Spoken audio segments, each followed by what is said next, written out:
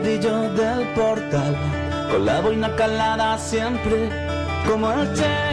Y la verdad que como me gusta esta canción, este tema de rock del grupo español Escape, este tema que lleva por título Maquis y que precisamente habla de esas personas que tuvieron que sobrevivir durante muchos años para evitar que otras personas del bando opuesto acabaran con su vida por los montes de nuestra región.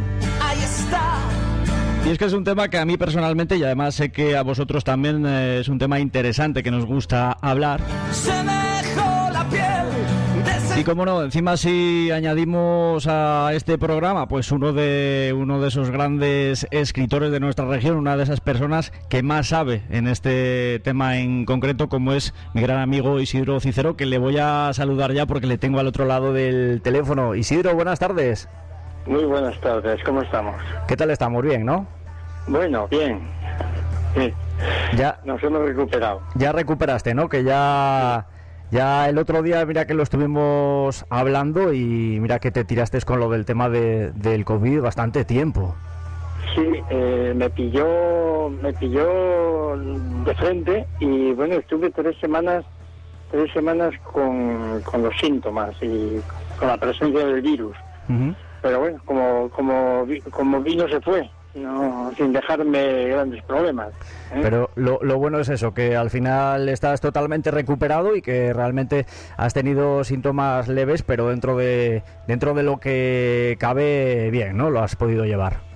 Sí, sin problema, sí. Perfecto. Pues Isidro, que tenía yo ya ganas de hablar contigo, la verdad que es que cuando hablamos contigo a mí me encanta y mucha gente me ha preguntado y me ha dicho, a ver cuándo vuelves a entrevistar a Isidro, porque la verdad es un tema que gusta mucho a nuestros oyentes. Pues cuando queráis, no hay ningún problema. Cuando me llaméis yo estoy disponible para hablar de estos temas. No, tú ten en cuenta, Isidro, que te voy a llamar a menudo porque mira que a mí me encanta hablar, pero es que además a los oyentes les encanta estos temas y no es por nada, pero si encima escuchas de una persona como tú, que eres una persona que sabe del tema. Ya estuvimos hablando el primer programa contigo sobre el famoso libro Los que se echaron al monte. Estuvimos una segunda vez hablando en concreto de Juanín y Bedoya, y hoy vamos a hablar de otro de esos personajes curiosos, otro de esos emboscados que estuvo por los montes de nuestra región, como fue José Lavín Cobo, más conocido como El Cariñoso, del que tú has escrito un libro y muchos de nuestros oyentes han podido leer ese libro también, que lleva por título precisamente El Cariñoso. El Cariñoso, sí. Ajá. Sí, este es un libro de 1978, nada más. Uh-huh. Es decir, que tiene 43 años. Así es que si tú me llamas ahora para hablar de un libro de hace 43 años, no es muy frecuente, ¿verdad? No es muy frecuente que un libro dure tanto tiempo en la vida, viviendo. Pasa lo mismo que con Los que se echaron al monte, que tiene un año más. El último que te digo se publicó en 1977, y el libro del Cariñoso, que en la primera edición se tituló Los torbos y fieros motivos del Cariñoso, los torbos y fieros motivos del Cariñoso, me llamó mucho la atención la palabra torbos, pues este es de 1978, 43 años. 43 años, ¿no? Y lo que tú dices, si después de tantos años se sigue hablando de ese libro, seguimos, pues eso, en este caso llamándote a ti para que nos cuentes sobre el libro. Incluso hay mucha gente que a día de hoy sigue leyéndolo, y yo creo que con el paso de las generaciones van a seguir leyéndolo, por algo será, en este caso. Sí, es una historia muy, muy tremenda, que impactó muchísimo cuando se contó, y luego el Cariñoso tiene la suerte, el pobre, de que todos los años, en el mes de octubre, cuando se cumple el aniversario de su muerte, la CNT, porque él era un anarquista de la CNT, bueno, estaba afiliado a la CNT, pues hace un homenaje a su figura y a los compañeros que murieron con él, porque murieron unos cuantos con él, en el cementerio de Ciriego. Y yo todos los años asisto a esa ceremonia porque me invita la CNT y me invitan también a decir unas palabras. O sea que llevamos ya pues como 20 o 25 años haciendo esto. Ajá. Porque el 27 de octubre de cada año. 27 de octubre, que es el día exacto que murió allá por el 1941, si no me equivoco, el 27 de octubre. Justo, sí, sí. Vamos por el principio, Isidro, porque a mí me parece muy curioso la historia por la cual tú comenzaste a escribir este libro. No fue una historia que tú tuvieras ya en mente, sino que recibiste una carta de una persona muy especial. Cuéntanos un poco cómo fue la historia.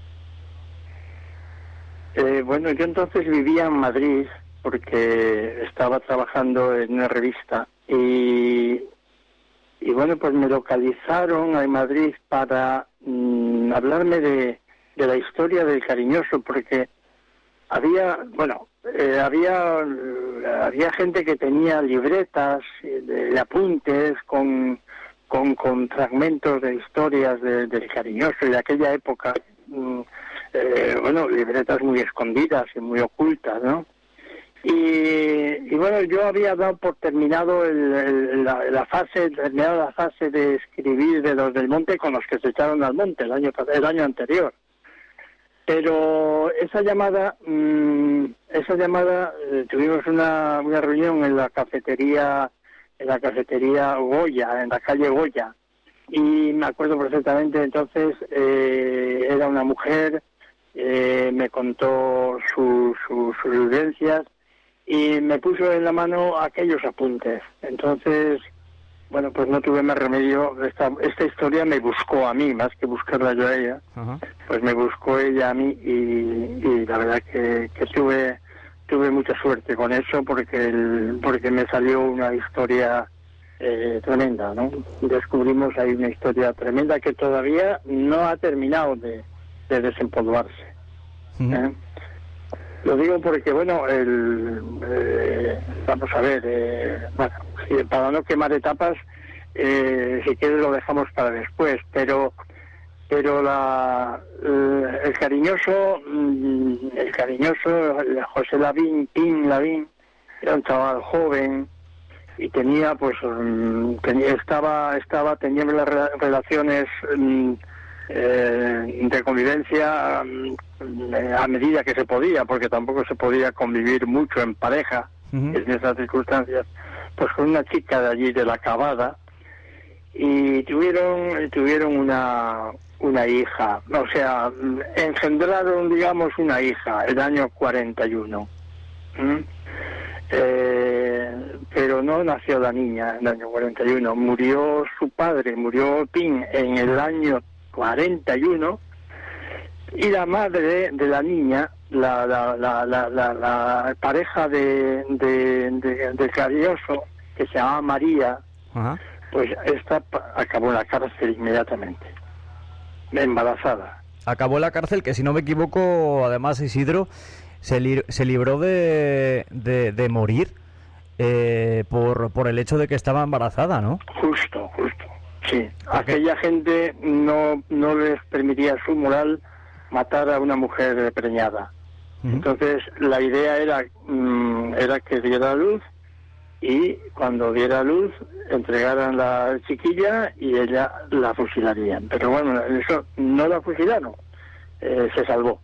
Uh-huh. Se salvó, pero bueno, lo tremendo de esta escena es que en la cárcel la pegaban patadas en la barriga para que abortara a la madre de esa niña cuando estaba gestando en los últimos meses. Madre mía. Y la niña nació en febrero, pero tuvo muchísimos golpes con las botas aquellas para que abortara y no abortó.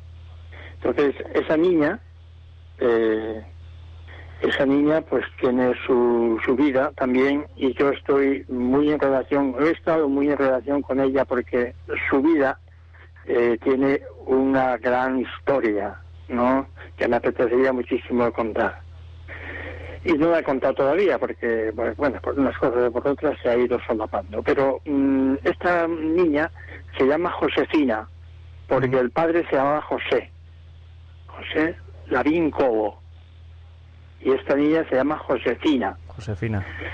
Nació en la cárcel. La abuela, la madre del cariñoso, se llamaba Teresa, y esta se encargó de la niña, porque en cuanto pudo salir, en cuanto mataron al cariñoso, la madre pues la soltaron, no tenía grandes causas. La madre Teresa, en Angustina, en la zona de Liencres. Y bueno, pues luego se hizo con la niña recién nacida, y eso pues que no estaban casados, no estaba reconocida como hija del cariñoso, Ella, la chavala, la chiquilla, la pusieron el nombre elegido por su madre y por su abuela, de Josefina, pero el apellido pues no, el apellido era como su madre, no como su padre. Amigo. Y cada 40, ahora hace 43 años que escribimos El Cariñoso, ¿no?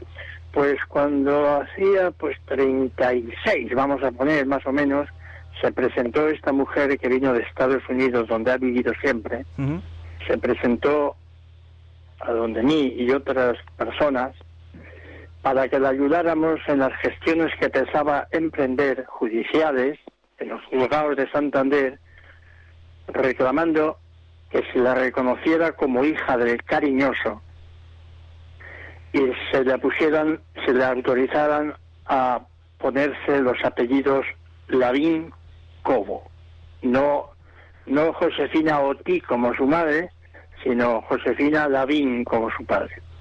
Es decir, Josefina Lavín pues reclamó en el juzgado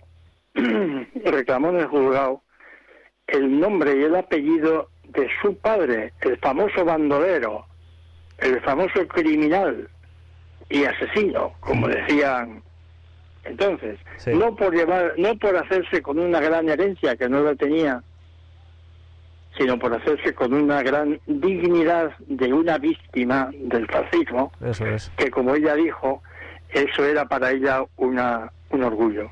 Y bueno, pues esta mujer, por eso te digo que lo del cariñoso no solo pervive en un libro. ¿Estás ahí o no? Sí, te estoy escuchando, Isidro. Bueno, no solo pervive en un libro, pervive también en una historia viva.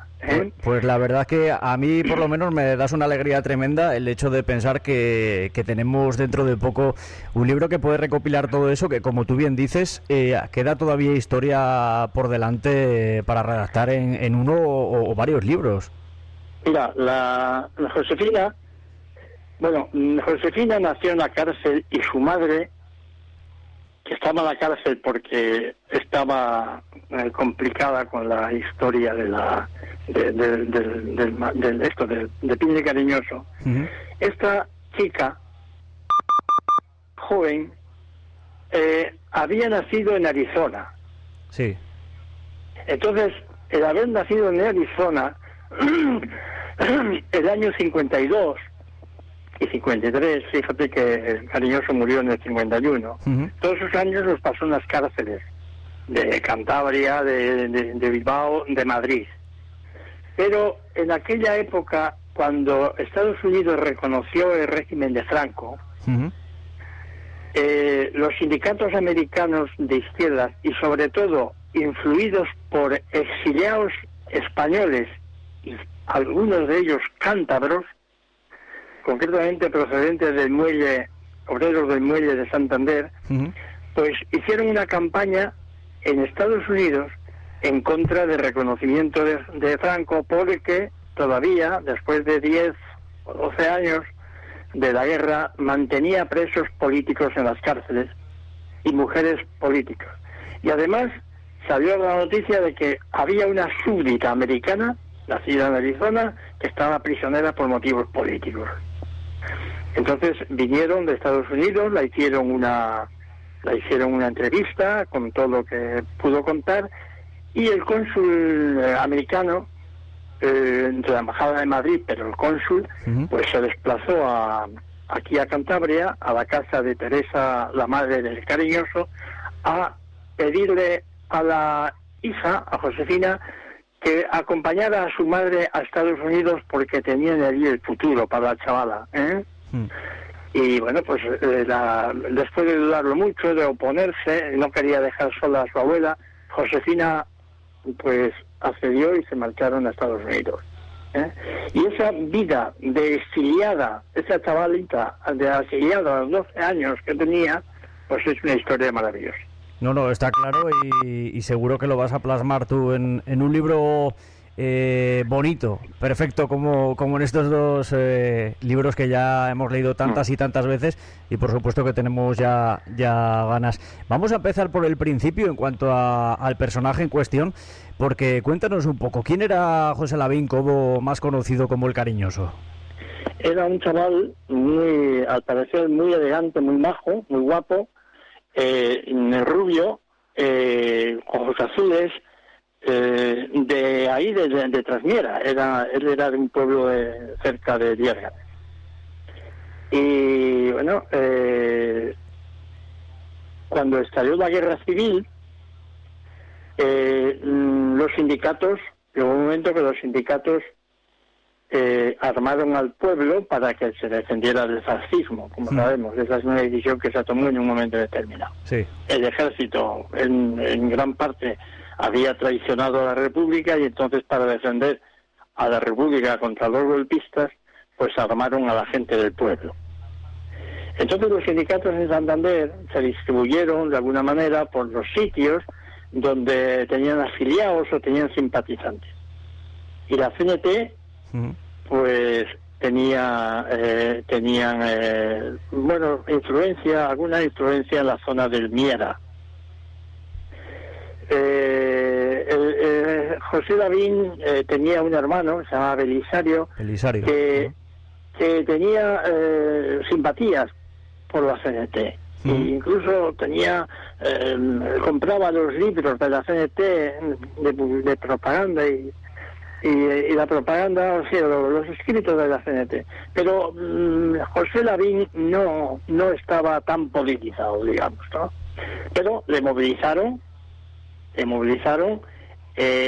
formó parte del batallón de la CNT y bueno, estuvo en el frente y de una manera como organizada, como estaban entonces los sindicatos, fue a Asturias, al frente de Asturias. Estuvieron en Gijón, y ahí pues tuvo lugar la derrota de la caída de Asturias. Entonces José Lavín, que era un muchacho, como te acabo de describir, y muy joven, pues se vino con otros merachos, se vino por toda la cordillera acá a casa, volver a casa. Sí. Termina la guerra, terminan su operación, allí no tienen ya nada más que hacer, no cayeron presos y entonces se vienen para casa. Bueno, entonces con tal ingenuidad o seguridad en sí mismos, o vete tú a saber, que a pocos días vuelve al sitio, vuelve a trabajar al sitio donde había estado trabajando, que era una panadería de un tío suyo, en San Roque de Riomiera. Entonces le van a buscar los guardias, le bajan a ¿cómo se llama eso? Liérganes. Bajan a Liérganes, le meten ahí en una casa que se llama El Retiro, donde le custodiaron aquellos días, y ahí estaban. Pero él escuchó una conversación de que le iban a dar matarile al día siguiente. Sí. Lo escuchó. Y entonces le traían de la familia, le traían unas tarteras con algo de comida y eso, y una cuchara y entonces con el mango de la cuchara se fabricó aquella noche una llave con la que abrió la puerta y se tiró al campo y luego al monte. Y ese fue su origen. Él se había incorporado al trabajo. Él se presentó a la Guardia Civil, pues la Guardia Civil fue a buscarla y les acompañó porque no tenía nada que temer, porque decían, él no había hecho nada más que cumplir con su obligación por la edad que les correspondía y por el sitio que estaba, digámoslo así.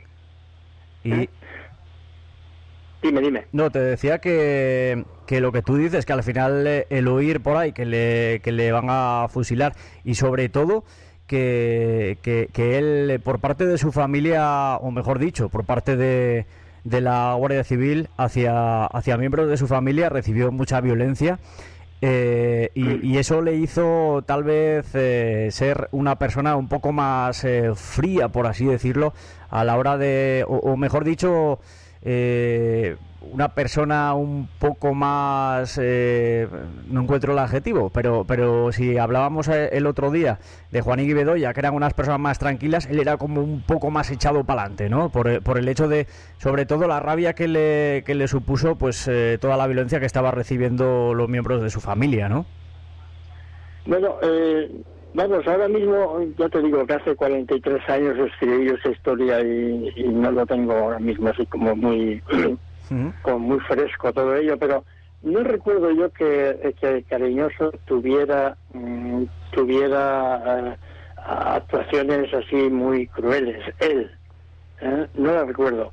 Yo más bien creo que lo que era una persona muy hábil escondiéndose y disfrazándose. O sea, pero las palizas que llevó, por ejemplo, su hermana María, sí, que fueron muy, muy fuertes, él se lo ocultaban, no se las contaban, porque había también, vamos a ver, el esquema era muy claro, contra los del monte, los escondidos, como llamaban ahí en Niera, pues había que tener cuidado porque eran hombres armados. Sí. Entonces se podían acercar allí, tirarse unas bombas, como hicieron en alguna ocasión. Había una cabaña y supieron que había allí, que estaba allí uno de los emboscados, pero y tiraron unos tiros y tuvo que salir, bueno, le mataron allí. Pero tenían que tener cuidado de acercarse mucho, ¿no? Sin embargo, sí podían hacerles mucho daño a través de las mujeres, la madre, la novia, la hermana pequeña, a través de las mujeres que estaban en el pueblo. Eso sí se ensañaron con ellas. Sí. O los mismos viejos. Machacar a golpes a un viejo que era el abuelo, pues eso era fácil. Machacar a una mujer también era fácil. Sí, y al final, perdona Isidro, todo esto, sobre todo lo que tú dices de las palizas que se llevó su hermana María, sí. Lo que me refería antes es que si otros emboscados, pues esa rabia se la aguantaban. Tú mismamente lo has dicho, que muchas veces se lo ocultaban porque él cogía y pues sí. Fruto evidentemente de la rabia y de todo lo que estaba pasando, cogía y echaba para adelante y iba a buscar a cualquiera de esas personas que habían maltratado a su hermana en este caso. Sí, no, le tenían miedo, la verdad es que le tenían miedo en el valle porque estaban armados, y eran un grupo de gente pues bastante corajuda, vale, pues pero le protegía, yo lo que quiero destacar es que le protegían los de la familia, a él y a todos los demás, los protegían no contándoles demasiado, no calentándoles la sangre más de la cuenta para que no se metieran en la boca del lobo, claro. ¿Verdad? Y decía, las mujeres, víctimas, los ancianos, víctimas. Y una cosa que ha llamado siempre mucho la atención, y los perros. ¿Los perros? Sí. Es decir, mataban a los perros. ¿Por qué? Porque los perros no tenían bastante conocimiento de la situación, no se habían enterado de lo de la guerra, ¿sabes? Sí. Y ladraban, y descubrían o bien a los que persiguen, o bien a los perseguidos. Ajá. Y hubo una matanza por eso, ¿sabes? Pues eso la verdad que no es la primera vez que lo escucho, pero tiene su lógica lo que tú dices. Siempre al final los perros en los pueblos, cuando se acerca alguna persona, se ponen a ladrar, y sí que tiene esa lógica. Porque también es curioso que en aquella época, lo que tú dices, si no podían coger, en este caso del personaje que estamos hablando, de coger al cariñoso, iban a por su familia, iban a por su hermana, a por su hermano, a por su tía. Eso es. Y pero también, sobre todo, yo creo que era algo que hacía más daño a las familias, el ir a por el ganado, a por las 4 vacas que tenían la familia, que subsistían todos ellos de esas vacas. Pues sí, efectivamente, también. Y ahí en la zona de Miera, de esa zona alta de San Roque y todos esos pueblos de por ahí arriba, de Miera, de Mirones, San Roque, toda esa zona, pues hubo una cosa original, no demasiado repetida en otros sitios, que fue el vacío que hicieron de los montes. Esa es una zona de vacas y de cabañas, como sabes, ¿no? Sí. Entonces, la economía de la gente de esos valles, que viven arriba, y las vacas viven arriba en las cabañas, en los prados, por ahí arriba, ¿no? Ajá. Pues con la disculpa de que estaban por allí los escondidos, Sí. obligaron con el ejército, porque intervino el ejército en este caso, hicieron una demarcación de vaciado humano. Sí. Y obligaron a toda la gente a bajar las vacas, el ganado, a bajar el ganado y bajarse ellos para no tener contacto con los del monte, y aislarlos a las plazas, lo que llaman la plaza, los paseos, que es la Vega de Paz, la Vega, lo que es la Vega, que es San Roque, o es esta otra, ¿cómo se llama? La Celaya. Celaya. San Roque o San Pedro de Romeral. Los concentran en la plaza, las vacas. En la plaza no hay que comer. Claro, evidentemente, sí. Entonces, bueno, pues mira, entonces ahí el tinglao estaba montado, que yo ahí lo cuento, estaba montado que bajaban las vacas a la plaza, las vacas no tenían comida, las vacas se enfermaban o se ponían malas, o había que quitarlas, había que venderlas, y entonces los aprovechados que siempre hay en las catástrofes, pues compraban las vacas por mucho menos valor de lo que tenían, y las dedicaban luego ellos a otras cosas, no sacaban beneficio de ello. Sí. Madre mía. Eso pasó ahí como hecho curioso. Además, lo que yo te digo, que muchas familias subsistían de 4 vacas, o sea, no tenían otra forma de subsistir. Y Isidro, en cuanto al personaje del cariñoso, es curioso, sobre todo, destacaba mucho por su forma tan peculiar de esconderse o de pasar desapercibido. Cuéntanos un poco, porque se llegó a disfrazar de diferentes cosas, ¿no? Sí, de muchas cosas, militar, de cura, de muchas cosas, ¿eh? Pero él pasó mucho tiempo en Santander, escondido en Santander. En vez de estar tanto en el monte como tal, pues la verdad es que estuvo mucho en Santander y en Barcelona. Ajá. Concretamente a Barcelona gestionaron una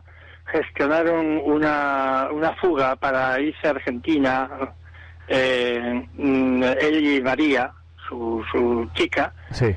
Y bueno, pues lo tenían más o menos decidido. Tenían ya los papeles y los documentos falsos preparados. Porque Isidro, a mí, yo cuando empecé a leer el libro y empecé a saber de la existencia del cariñoso, lo que más me llamó la atención es el hecho de que, pues en la época aquella, en este caso, en el 1941 y años anteriores, cuando al final todo lo de la guerra civil estaba en pleno auge, todos los emboscados, todas estas personas que tenían que que huir, estaban pues en los lugares más escondidos del monte. Sin embargo, el Cariñoso estaba en pleno Santander. Lo que tú dices, que tenía una forma muy fácil de esconderse, de pasar desapercibido. Sí, además él engordó mucho, una manera de disfrazarse también, pues estaba desfigurado, los que le habían conocido en el 36, cuando empezó todo el follón, le perdieron de vista porque él estuvo en el frente y luego pues ya no le volvieron a ver en las romerías ni nada de eso, pero cuando le volvieron a ver en el 40, pues era otro hombre. Aparte de que él se disfrazaba pues con mucha facilidad. Y vamos a trasladarnos a ese 27 de octubre de 1941 en la calle Santa Lucía, creo que era el número 44 de la calle Santa Lucía. Cuéntanos un poco porque ahí fue donde el Cariñoso desgraciadamente falleció. Bueno, falleció porque le cogieron a tiros. Eso, le asesinaron, mejor dicho, esa es la palabra. Sí. A ver, vivía ahí la madre de María. La madre de María vivía ahí, era la portera del edificio, más o menos. Sí. Y vivía en la Boardilla. Y ahí se refugiaban estos dos, esa pareja. La calle Pedrueca, que trabajaba de ahí también, y la calle Santa Lucía. Sí. Entonces, Santander, como sabes, en febrero se quemó. Sí. Entonces había mucha dificultad de control. Estaba todo muy controlado porque no se permitían reuniones de más de 3. Hubo un bando de que las reuniones de más de 3 podían ser fusilados los integrantes. Con el simple hecho de reunirse, sí. Madre mía. El ejército de ocupación, que se llamaba entonces, ejército de ocupación, pues tenía unas normativas muy severas. El incendio fue incendio, pero también fue represión. Y claro, esta gente del monte que estaban más o menos en torno a Santander, tenían más o menos sus escondrijos decididos, pero al quemarse la ciudad tuvieron que buscar otros. Y concretamente el grupo del Cariñoso, la banda del Cariñoso, como se decía, se refugió en Peñacastillo. Y ahí fueron encontrados y los mataron todos. Madre inmediatamente. Pero el Cariñoso y María estaban con su madre, con la madre de María. Que a la madre de María la mataron también en el grupo, sin más dilación. Madre mía. La mataron en el grupo, a la madre. Por cierto, una de las cosas que más emocionantes de esta historia final es cuando la van a matar. Ella escribe una carta, María, esta señora, escribe una carta a un hijo que tenía en México y se la lee a todas las mujeres que estaban presas con ella, para si se la quitan y para que si no la puede mandar, que ellas le recuerden lo que le dice al hijo, ¿no? El hijo es el hijo de esta mujer, hermano de esta Josefina de la que empecé hablando, que tenía un pequeño rancho en México, porque ellas, esta familia, había nacido como te dije, en Arizona, en un pueblo que se llama Miami. No tiene nada que ver con el Miami costero. Amigo, porque es que yo te escucho, Isidro, y Mira que gracias a Dios no viví esa época, pero lo que tuvieron que pasar esas gentes para todo lo que tuvieron que pasar durante esa época, todo lo que tú dices, de que simplemente con el hecho de hacer reuniones de 3 personas ya les podían fusilar. Es que Ya les podían fusilar. Estaba prohibido reuniones de más de 3 personas por el ejército de ocupación, que se llamaba así. madre mía. Y además recuerdo que, por ejemplo, el hermano del Cariñoso, que no recuerdo ahora su nombre. Belisario Sario. Sario, eso es, su hermano Sario. Precisamente le llamaron para ir al cuartel. Pues un día su hermano le estuvo venga a decir que no fuera que le iban a fusilar. Él decía que no había hecho nada y precisamente le fusilaron. Efectivamente, sí. Y además que realmente no había hecho nada, o sea, y como ellos, muchísimas personas, cientos y cientos de personas que fueron fusilados en esa época sin haber hecho nada. Bueno, eso de no haber hecho nada tiene su lectura. Vamos a ver. Se suele decir, a le mataron sin haber hecho nada. Solo por ser de la UGT, por ejemplo, ¿no? Sí. Con el mero hecho de ser de la UGT sin hacer nada. Bueno, pero es que, vamos a ver, esto es la guerra. Sí, sí. Y los que estaban haciendo algo eran los sublevados. Claro. Es decir, los que estaban haciendo el crimen eran los sublevados. Los otros no haber hecho nada significa, pues es que no estaban defendiendo su país. Claro. Sí, estaban defendiendo su patria. Claro. Sí, que ya... y bueno, no habían hecho nada, ¿no? Los que estaban haciendo el crimen eran los que ganaron y los que lo juzgaron y acusaron y condenaron por auxilio a la rebelión. Eso ya es el mayor de los cinismos, ¿no? Es decir, que no habían hecho nada, bueno, pues, y si lo hicieron, tú suponte que lo hicieron. Sí. Tú suponte que tiraron tiros y dieron a alguien. Vamos a ver, esto era un frente de la guerra, ¿no? Sí.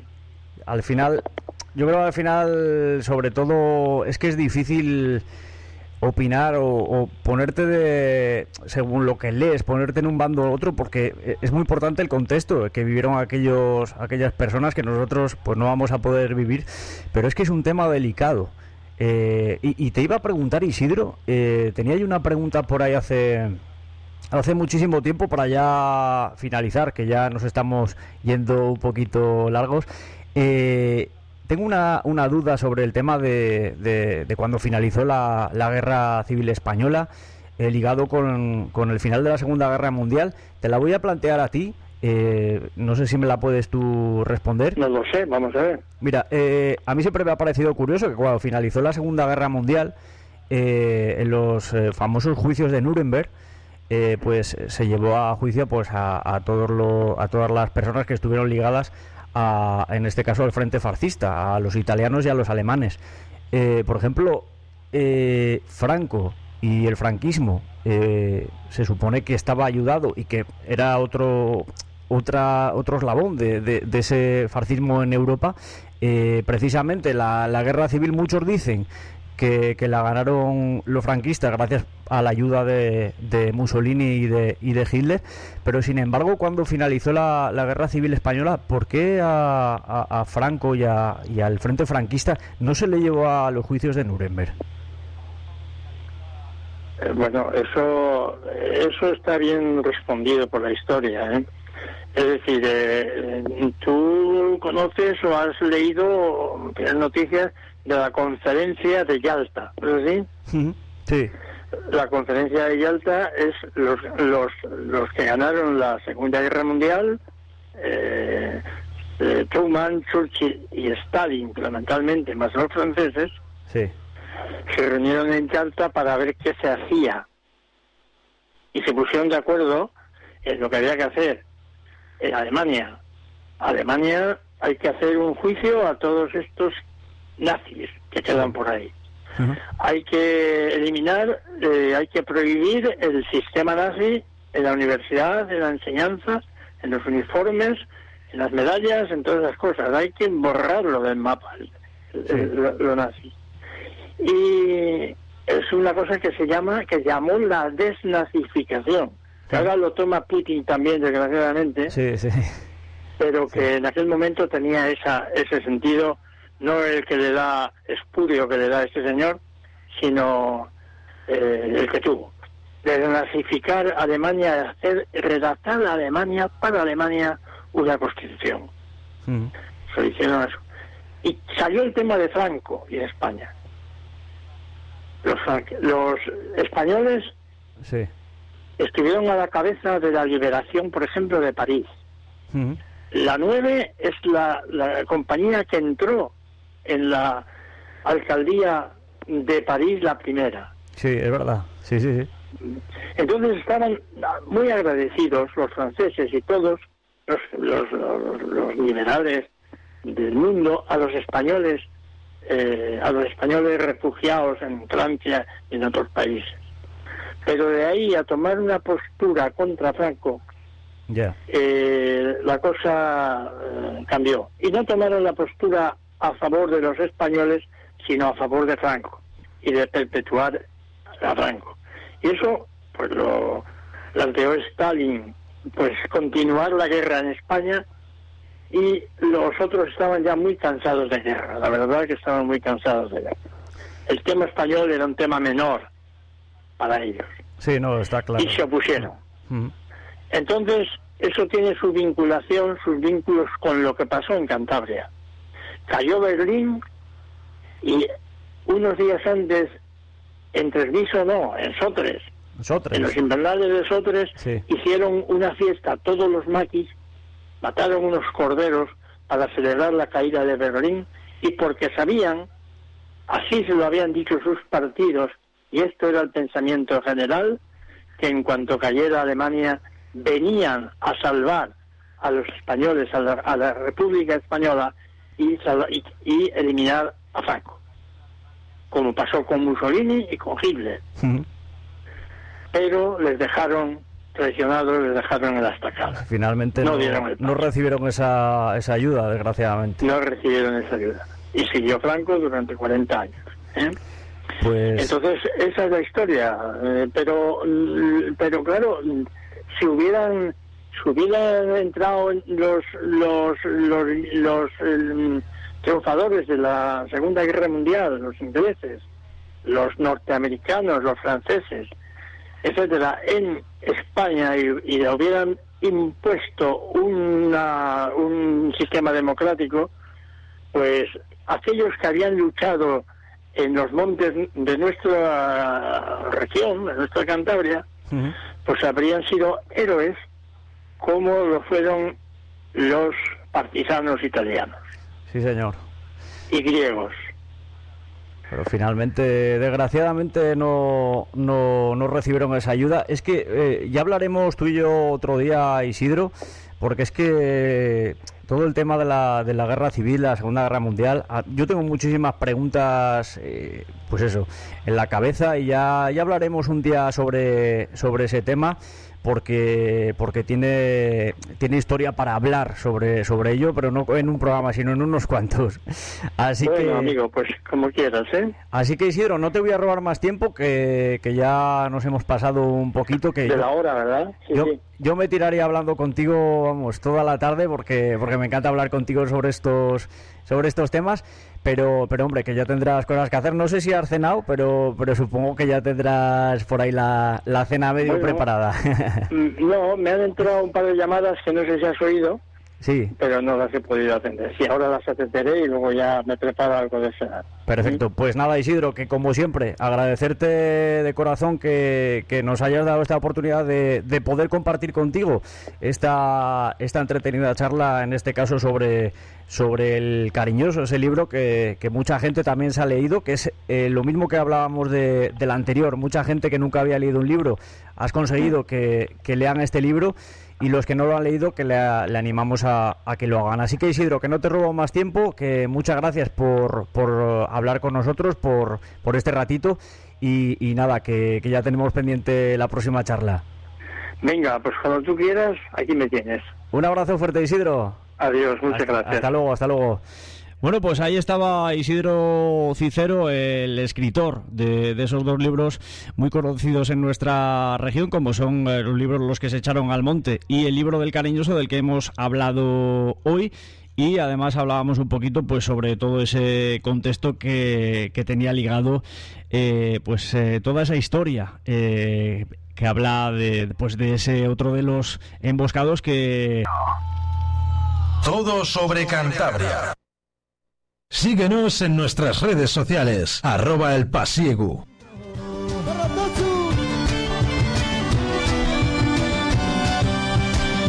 Y nada, ahora sí, con el Arca de Sueños y este audio rescatado de ese Saugafol en Colindres 2005, este mítico Era de Latón.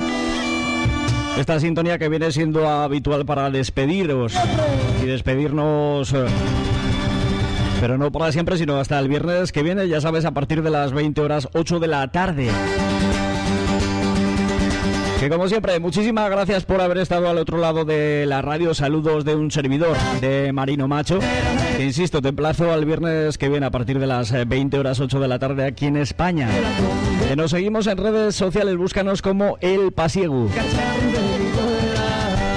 Te recuerdo que en cuanto a programación aquí en Radio Framontanos, la programación no para y que a partir de las 10 de la noche, de las 22:00, que en breves instantes, en 24 minutitos, que tienes una cita con nuestro compañero desde Gijón, con Daniel Herrera y ese Music Power, donde te pone a la última con los últimos temas, con los temas más actuales de la música electrónica, para que empieces con buen ritmo este fin de semana.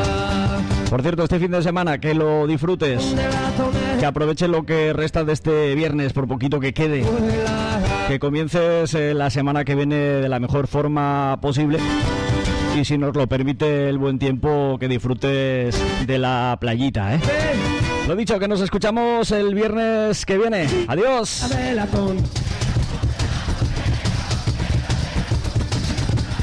Más fuerte. 1, 2 y era